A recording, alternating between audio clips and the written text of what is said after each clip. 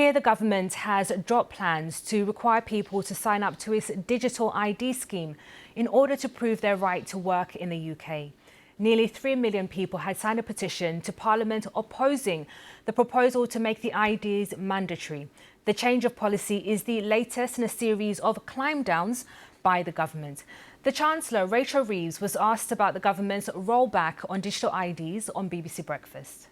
On the digital ID, for starters, I do think this story's been a bit overwritten. We are saying that you will need mandatory digital ID to be able to work in the UK. Now, the difference is whether that has to be a one piece of ID, a digital ID card, or whether it could be an e-visa or an e-passport.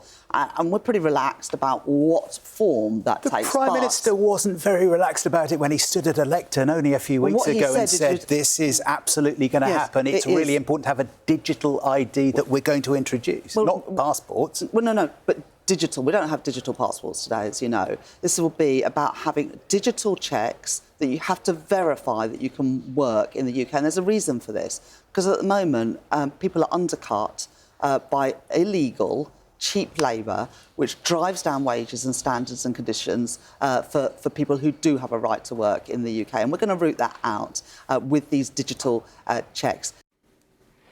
Now, our chief political correspondent, Henry Zeffman, told us more about the reaction to this U-turn.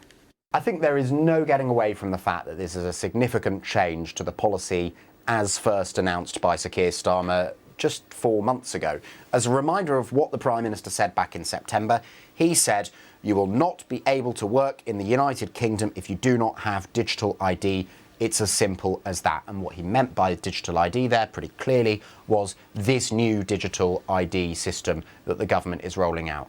That is no longer the case. It turned out not to be as simple as that. The government is still rolling out digital ID and they hope that many people will take it up, but it will no longer be mandatory.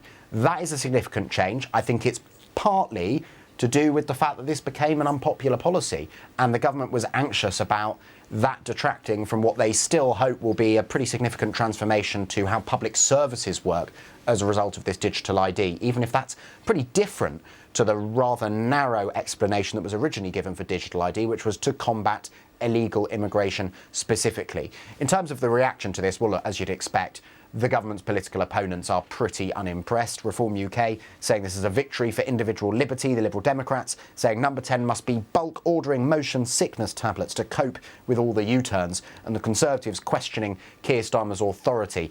I have to say, that is also what I'm hearing from a lot of Labour MPs today, who are questioning why they bother going out to defend government policy against their constituents who are maybe critical of it, when they can't be sure that before long the government won't just change their minds. And that was our chief political correspondent, Henry Zeffman there.